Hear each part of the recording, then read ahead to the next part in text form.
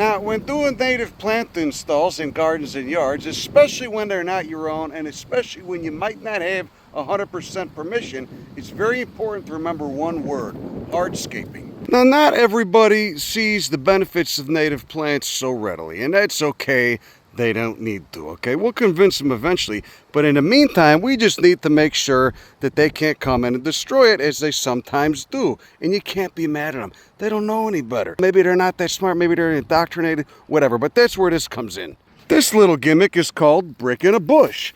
Just take the brick and put it in the bush. You can also do it with railroad spikes, heavy logs, or especially cinder blocks. Simply take the spool of wire, unwind it, and wind it between two trees or stakes far out of the way of where children or pets might get caught up in it, and also where someone operating a large riding mower or a weed whacker will not be able to see it, and it will be more likely to get caught up in the spinning blades of the engine and shutting the mower down. And even thinner than this is better, so that it, binds to the lawnmower blades more readily. This is almost a little too thick. You want something maybe half this gauge size, a little bit smaller, more like a metal fishing line.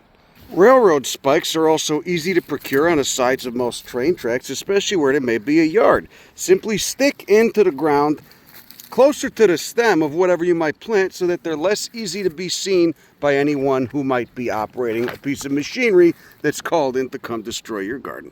Now, some people might call this booby trapping. I'm just calling it hardscaping. This is just another form of hardscaping.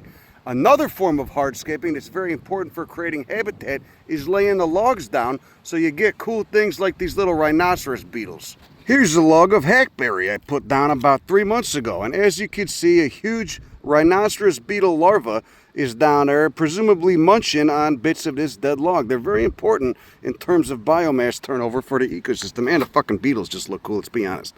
Roly-polies like the logs as well, and plenty of cool spiders and other things eat the roly-polies. Why hang out inside in a depressing basement and play The Sims when you could create the real-life version of The Sims with your ecosystem outside? Oh, look at that little toad. I didn't even see that guy. Hey, buddy, what's going on? Look, this is a totally different log, and then there's two roly-polies banging, and another little toad. So it doesn't hurt to diversify your methods, okay? You could bring in some of the booby traps, hardscaping, like the railroad spikes and the twine and the brick in the bush, or you could go the other route as well, in addition, which is just bringing in heavy logs, okay? Those logs are worth their weight in gold. I mean, they're very important for the habitat for the critters and lizards and toads and shit, as we just saw, and they make it harder for some meathead to come in and just destroy everything you've put so much work into. So get to work. There you go. It's like I go fuck yourself. Bye.